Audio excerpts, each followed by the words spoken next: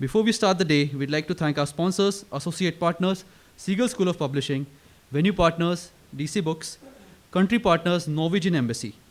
We'd also like to thank Institut Français and Goethe Institute. To start the day, we'd like to call on stage a longtime friend of the festival and our dear friend, Mr. Ravi DC from DC Books, our official partner, our official venue partner, to welcome you all on the day 2 of JBM 2020. Mr. Ravi DC is the managing director of leading publisher DC Books, a pioneer in Malayalam publishing and managing director at Current Books, one of India's largest bookshop chains. Welcome, Mr. DC. Thank you. Good morning. Really happy to welcome all of you to the Jaipur Bookmark. JBM has become one of the largest meeting place for publishers and authors to discuss on common issues, what we face, and definitely to co-create various aspects of publishing as well. There's no better forum than JBM for all of us to be at ease, in a lighter tone, and to chat, and to have fun moments in our life. Won't take much time. DC Books is happy to associate with JBM 2020 in future as well. JBM 2020 and in future as well. Let's start the session with Charlie Redmayne, CEO of the HarperCollins UK. He's also in the global executive of HarperCollins worldwide and was the digital head of HarperCollins as well. Charlie has spent his early life with English Army and then as a serial entrepreneur where he started his television companies and later on sold them. Now he heads HarperCollins India and Australia as well. Let me invite Charlie to deliver the keynote address, The Challenges of New Decade. Thank you.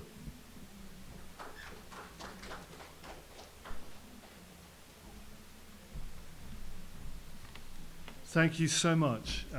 Thank you. That was a very kind introduction. I'm trying to work out whether I need my glasses or not. They might go on and off. I'm at that age of denial. I don't know if many of you have got that. I might just move that slightly. First of all, thank you all so much for having me here at Jaipur Bookmark. It is an amazing festival. I love being in India anyway. I love coming to India. I love seeing our brilliant business in Delhi. I'd like to say, just from a HarperCollins perspective, I think that the change in our business since Anant took over a few years back has been really phenomenal, and I'm incredibly proud of what we've achieved here. This is my second visit to Jaipur, and last time I was here I spoke on a panel, and I was actually given... when I first came to the Jaipur Festival, I remember before doing my panel taking a walk around the festival, and I remember walking into this sort of white-walled garden with a white awning across the top, and there were about 400 people sitting in this, listening to a poet who was sitting up on the stage, a Hindi poet. And I remember being overwhelmed by a number of things, but one of them was just this variance of society that comes to this festival. You know, it was old people, it was middle-aged people, it was young people. There were lots of kids in their school uniforms. And they were sitting silently listening to this Hindi poet who was reciting his poetry. And the rhythm of his words was just extraordinary. And I don't pretend to be a great expert in poetry, and I have to say, I'm ashamed to say, I'm much less of an expert in Hindi. But it was just one of the things that I've ever seen, and I think this festival as a whole is a very, very special thing. When I agreed to speak here today, I was asked if I would speak about the challenges that the publishing industry faces at the beginning of a new decade. Now, there are clearly a fair few, so in the interest of brevity, it was clear to me that I would need to limit this in some way. And I was once told, I don't know if anyone's ever told you this, but it's quite a good rule, it's worked for me, and that is that if you want to appear really smart, when someone asks you an incredibly difficult question, you should always respond with a line of, well, I think there are 3 things you need to think about. And the reason for that is that they have just landed their unbelievable question. And you've instantly not thought of one, not two, but three things that you've got to think about. Now, the reality of it, of course, is that you're giving yourself time to probably think of one thing. Hopefully, when you're talking about the one thing, you can think of a second thing. And hopefully, when you're talking about the second thing, you can think of a third thing. And the reality is even if you can't think of a third thing, by that time you've gone on for so long that they've probably forgotten you said three in the first place. But they're just left with this overwhelming feeling that you're intelligent. Anyway, so on that basis, I thought I'd talk about three challenges that the publishing industry faces as we go into a new decade. And that is the changing shape of publishing businesses in a multimedia world. I want to talk a little bit about the decline of dissent in what I see as an increasingly polarized political landscape around the world. And I want to talk about our responsibility to the environment. Now, when I first started in publishing in 2008, I was the digital director of HarperCollins, and there was an instant mistrust of me on the grounds that I'd come from running my own internet business. Industry as the Dark Lord who was going to, in some way, bring about the end of the physical book.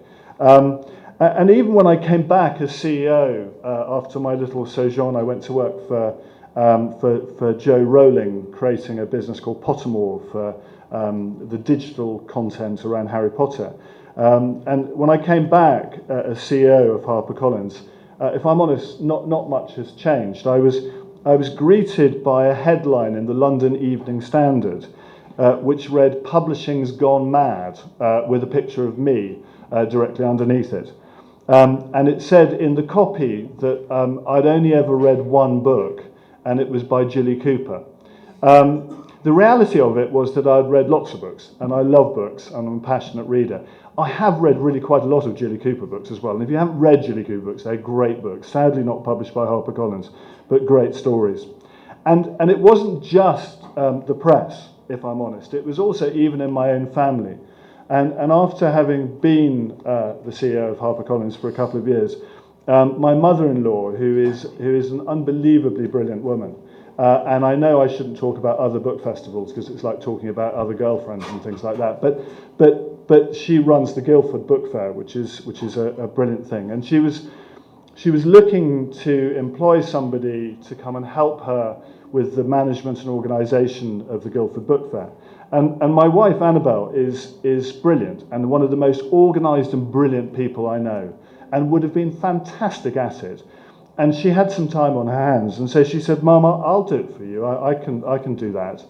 And my mother-in-law said, "Darling, I think I need someone with contacts in publishing." So therefore, she didn't get the job. So that's kind of how it was viewed in the family.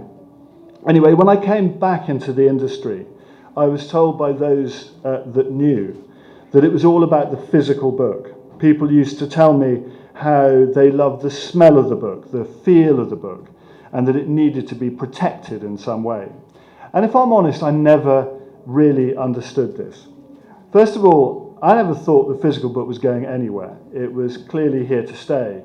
It is a brilliant and much-loved product. It's an integral part of how we live. Our houses are built around it. We have bookshelves full of these beautiful products. And the physical book has even determined the art form, I would say. And that is that if you look, the average book is somewhere between 300 and 500 pages long. And the reason for that is the physical product that carries it around. Because if it was 10,000 pages long, it would be unbelievably difficult to carry and to use at all. And if it was only 3 pages long, then it wouldn't make any commercial sense to publish. I know about the 10,000 pages bit because we once tried to publish the complete works or the complete stories of Miss Marple, which was about 5,500 pages long, and I still have an awful lot of those books in my distribution centre in Glasgow. It's about that big, you literally can't carry it. Now, I know this probably sounds awful as well, but I don't really mind whether a book is read in physical form, as an e-book, is listened to as an audio book, or indeed is experienced in a completely different way that we've yet to think about. What I care about is that my author's works are read, are heard, are consumed by as many people as possible. and that crucially we maintain a business model whereby they can be fairly remunerated for their work. Well, anyway, apparently we needn't have worried, as according to the press in the UK, the book is back. Well, the reality of it that I see is that in mature markets in the US and the UK, we've seen a very steep decline in physical book sales, which is now plateauing and just pushing up a little bit. High streets, though, are still challenged as Amazon continues to take market share. We've also seen steep growth in the ebook market, but that has now dramatically slowed and is also plateauing as Amazon focuses its promotions and its focus on the Kindle Unlimited program, and I would say the subsequent ghettoization of the ebook market. Where we are seeing growth, real growth, is in the audiobook market, particularly in the UK and the US, which is showing double-digit growth year after year after year with no sign of letting up. And significantly, this is a market that has found a new audience and broadens the reach of our authors' work. And I know this is a gross generalization, but the physical format tends to be older and more female. The ebook market is younger, but it is still more female. Whereas the audiobook market in the UK and the US is younger, it is more male, it is more metropolitan. You know, if you go to work like I do on the Underground every day, you know, everyone's got one of these, they're plugged in, they're playing games, they're watching movies, they're listening to podcasts, they're listening to audiobooks. And non-fiction has become the highest indexing format in terms of audio. And I think we can expect the adoption of audio to develop over time. Also in other markets, I would see it here in India. It is logical to me that with the huge mobile phone penetration that we have here in India, that we're going to see that market grow. And so the upshot of all of this is that we have a challenged market, yes, but it is buoyant. There are more people consuming author-originated content than ever before. They're just doing so across multiple formats. Good retailers are still being successful, though it is clear that Amazon continues to take market share. And the opportunity for authors and publishers and retailers is still here to create and reach significant audiences and to have significant commercial success. Now, going forward, the challenge or the job of modern publishers is to support all these channels to market. And our continued success is based on having multiple channels through which to sell our books. And as importantly, to be ahead of the game in responding to the changing publishing landscape, taking advantage of emerging formats as they develop. Physical books, yes. Ebooks, of course. Audiobooks, well, we're doing that, I think, pretty well. But also other ways that we can tell story. Podcasting, is that a business or is that just a marketing tool?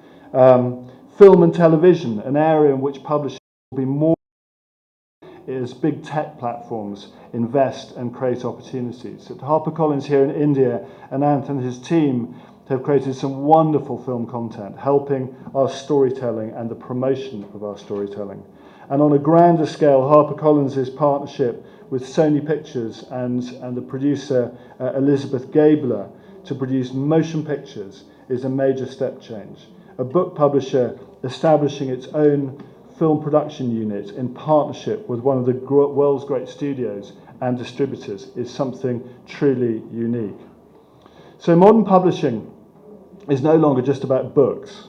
We are now becoming broader-based media companies employing the skill sets that are required to succeed in all of these areas, not just in terms of the creation of content, but also in the supporting areas.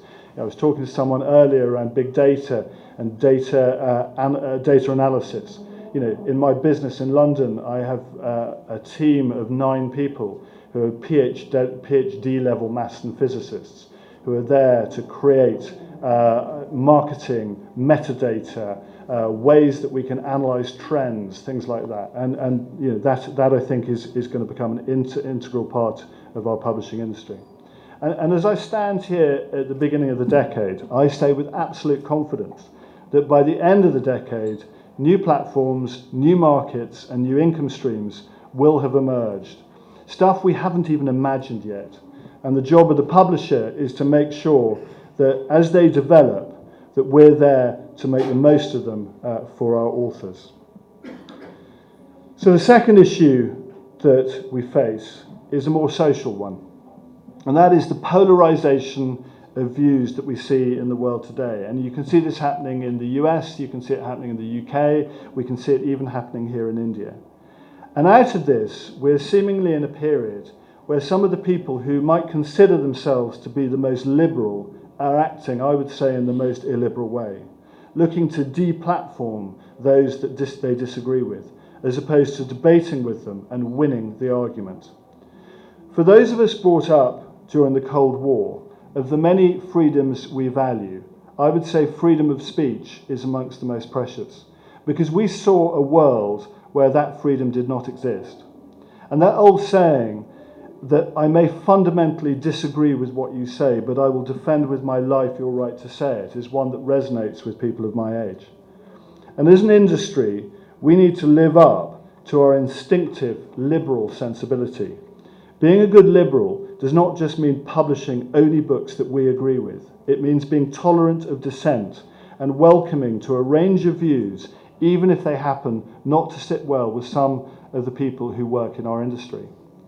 When declaring or deciding whether or not to publish a political or philosophical book, there are many things that come into my decision-making process. They are, is it interesting? Is it challenging? Is it thought-provoking? Is it relevant? Is it informative? Is it well written? Is it going to be commercially viable? What doesn't come into it is whether I or my staff happen to agree with it, or indeed the person who wrote it. We have a serious non-fiction division in London, which is William Collins, where most of this publishing takes place. And our vision statement there is because ideas matter, not because our ideas matter. It's about ideas. And I think that's very important. The license to publish has been part of the democratic struggle everywhere. The freedom to speak and write is the bedrock of a democratic society. In his 19th century essay called On Liberty, John Stuart Mill said there were three common forms of tyranny. The tyranny of the one over the many, which is called a dictatorship. The rule of the many over the one, which is the individual's loss of individual rights. But the most insidious is the third, which is the rule of the majority over the minority, the rule of custom and popular opinion driving out unpopular views. And I would say it is the essence of a liberal society that it creates a space for unpopular views. There are obviously places that we should not go. We should not publish those who look to incite crime, violence, racism, or hatred. But we must be free to publish views that differ from our own. We must be free from censorship from government, but we must also not erect prison walls of our own through the intolerance of our views. Worldwide, publishing must reflect the societies in which it operates and ensure that writers are heard, whatever their background, ethnicity, or political stance. We need a diversity of voices, and we need it not just because it is right, but also because it will create a breadth to our business that will ultimately make us more successful. And finally, the third. One of the biggest challenges we face as publishers in the next decade, and also, I would say, as a human race, is our environment. We're not a huge industry with massive environmental impact like some, but we do have an impact and we do have our part to play. 2020 needs to be the year where our industry turns thought and words into action in the area of the environment, plastics, pollution, and climate change. Our authors demand it, our readers demand it, and our staff who care passionately about this issue in the main also demand it. And they will rightly challenge us on our environmental credentials, and they will call us to account. And good work is going on everywhere, but is it fast enough? We have to drill down on every part of our industry. Once you've got rid of single-use plastic straws, cups and cutlery and stuff like that, the wins are less easy and the costs are frankly considerable. But that is where we need to be working. And as we look at our end-to-end supply chain, we must work responsibly with suppliers, with printers, with booksellers, and find ways of doing business where collectively we can reduce our impact. And I really applaud initiatives such as the one in the UK between the Booksellers Association and the Publishers Association, where this is being taken head on. It will likely cost money in the first instance, but we must be brave. It is not just about shouting at the other guy to do more. We will all have responsibilities and we must take them on. And I'd say if ever there was an area for investment and innovation, then surely this is it. Over the last years, there's been a lot of talk in our industry, and of course there have been some great steps forward, particularly I would say by some of my publishing competitors. But there is much more to be done, we know that, and collectively this is the year and the decade that we need to get on and do it. So in summary, as we stand at the dawn of this new decade, if we are to truly thrive beyond it and on into the next, there are three things I think we need to think about, or there are many things we need to think about, but these are three. First, we must respond and embrace the changes in reader behaviour whilst also maintaining multiple routes to market. We must stay close to the true liberal values at which our industry is founded, and we must show responsible leadership in the area of our environment. We cannot just leave our futures to the leaders of the future. And you know what? If we do all that, I think we'll be okay. And I think we'll be more than okay. Because we'll continue to attract brilliant young people to work in this broad-based, diverse, innovative and creative industry. So thank you very much for your time. I hope that you have a wonderful, wonderful Jaipur Literary Festival and Jaipur Bookmark. It is brilliant to be here, and I thank you for your time.